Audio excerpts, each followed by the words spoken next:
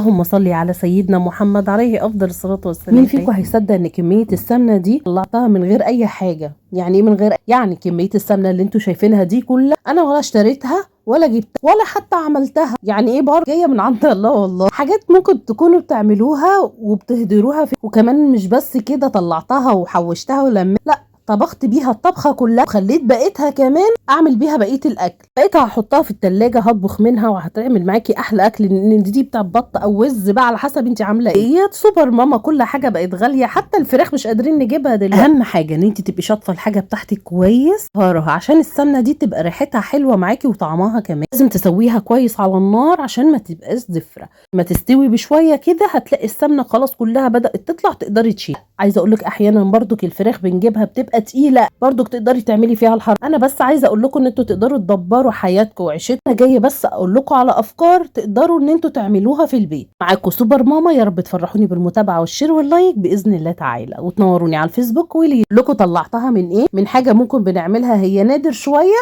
بس بتتوجد احيانا، البط او الوز. يعني ايه البط او الوز؟ البط والوز ده كنز لما تيجي تعمليه. بصي بقى بتلاقي على الحله كده من فوق كميه سمنه كبيره قوي ما شاء الله، او دهون. خديها بقى واطبخي بيها الطبخه بتاعتك كلها، بدل ما تحطيها في الطبيخ ويتكب منك ويبقى تقيل قوي. اعملي زي ما انت شايفه كده اهو، شيلي السمنه بتاعتك اللي بتطلع على الوش. انا كده مبدئيا انا كنت خلاص شلت السمنه، يا دوبك دي الحبه صغيره اللي موجوده او الدهون اللي طالعه مطرح البط او الوز اللي انت عاملاه. كانت جايه لي تقريبا بطه حلوه سمينه كده، وطلعت الكميه دي ما شاء الله كلها منها. وزي ما انتم شايفين عملت منها الرز وعملت منها الطبيخ.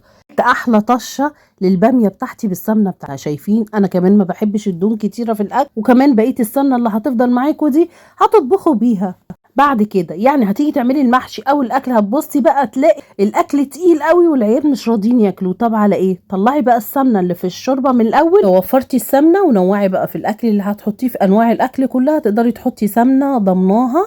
باذن الله تعجبكم الفكره وتفرحوني دلوقتي بالشير على طول. تفضل تتشال معاكم في التلاجة كده. وفرتي ودبرتي وبقيتي ست الكل. تسلم ايدك بجد على الاختراع الحلو ده يا سوبر ماما. احنا مش على طول بناكل وز وبط. والله انا عارفه على فكره ممكن تقدري زي ما انا قلت تطلعيها من الفراخ واللحم، وكمان وفرتي سمنه. اتمنى المتابعه على الفيسبوك واليوتيوب، وباذن الله اللايك. ربنا يسعدك.